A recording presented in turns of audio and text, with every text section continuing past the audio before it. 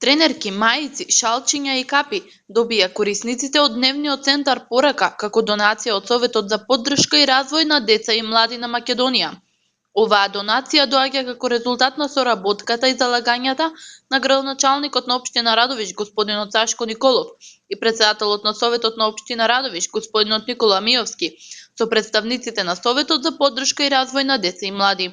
Тие секогаш се подготвени да дадат придонес и да ги поддржат и афирмираат хуманоста и хуманите дела, а ова е само почеток на хуманитарните акции кои следуваат во иднина. Претседателот на Советот за поддршка и развој на деца и млади, госпоѓата Десанка Николова и представник на Советот за Радовиш и околината професор Билјана Коцева најавија дека ќе бидат донирани прехранбени продукти, училишен прибор, книги, а во соработка со градоначалникот Сашко Николов и претседателот на Советот Никола Миовски ќе бидат доделени и 20 на бесплатни летувања за талентирани ученици кои потекнуваат од семејства со социјален ризик. Со мало за доцнување, еден новогодишен подарок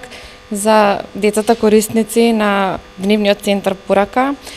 Ова е донација која што обезбеди Советот за поддршка и развој на деца и млади на Македонија од Скопје, со седиште во Скопје, заедно во соработка со општина Радовиш, со градоначалникот господин Сашко Николов и претседателот на Советот господинот Никола Миовски. Ме радува тоа што тие се секогаш расположени да соработуваат, секогаш се расположени да работат за доброто на децата и поготово на луѓето кои што имаат посебни потреби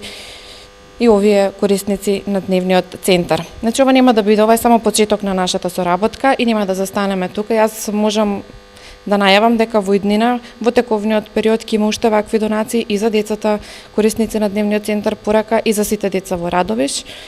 Па посебно ми е чест што сум дел од оваа акција и посебно ми е драго што господја Десанка Николова ми е точно личен, значи соработник и драг гостин, што оваа соработка се надевам дека ќе продолжи понатаму и дека и понатаму ќе има вакви следни акции и ќе се подигне свеста на граѓаните за да донираат повеќе и што можат повеќе да ги наменат овие средства за овие деца што се баш овде во овој центар, па и пошироко. Јас морам да кажам, колку се сеќавам, ви имате добра соработка со Дневниот центар и не само преку ова што го се трудите да донесете донации, него и одредени часови, ако не се лажам, по физичко воспитување ги спроведувате заедно вашето училиште и дневници. Да, нашето училиште секако го спроведува, значи различни спортски надпревари во склоп со овој дневен центар и многу ми е драго што сум еве дел од оваа акција. Господјата Костадинова е она која што секој ден се удичи со посебни потреби. Еве, што значи за вас оваа денешна донација? Најнапред благодарам до господјицата Десанка Николова, која што се јавува како донатор на овие,